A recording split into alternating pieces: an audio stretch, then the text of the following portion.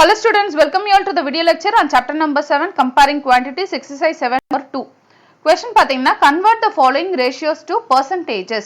Ratios கொடுத்திருக்காங்க அத percentage convert பண்ணனும். So percentage convert பண்ணனும்னா just ஒரு 100 ஆல multiply பண்ணாலே போதும்.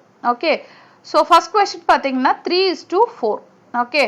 So ratio percentage convert பண்ணனும்னா ratio இந்த மாதிரி division எழுதிக்கோ 3/4 into 100% ஏனா percentage convert பண்றதுனால 100% ஆல multiply பண்ணிக்கோங்க.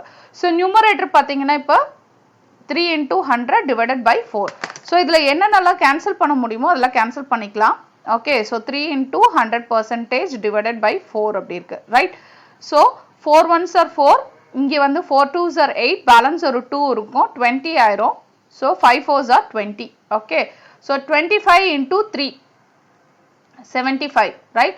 So 5 threes are 15. இங்க ஒரு 1. 3 twos are 6 plus 1. 7. Okay. So 75%. இதுதான் first problem ஓட answer.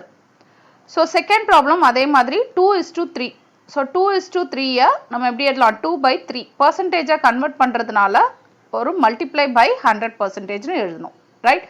So இப்போ பாத்தீங்கன்னா 100 3 ஆல divide பண்ண முடியாது. Right? 2 லையும் நம்ம divide பண்ண முடியாது. 200/3 போட்டாலும் sum of the numbers என்ன இருக்கு 200ல 2.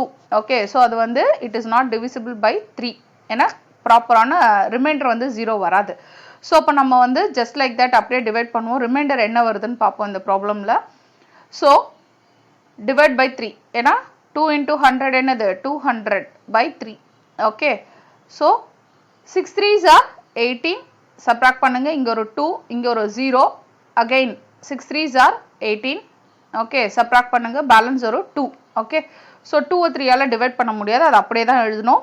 அப்ப quotient அப்படியே எழுதிக்கலாம். இதுதான் quotient, இதுதான் வந்து remainder, இதுதான் உங்களோட divisor. Right? So எப்பவுமே எப்படி எழுதுவோம் quotient, okay, remainder divided by divisor. So இப்ப quotient 66, remainder வந்து 2 இருக்கு, divisor என்ன 3. Okay, இந்த ப்ராப்ளம்க்கு இந்த மாதிரி எழுதலாம். So 66 2/3% தான் இதோட final answer. Okay. Thank you. Thanks for watching.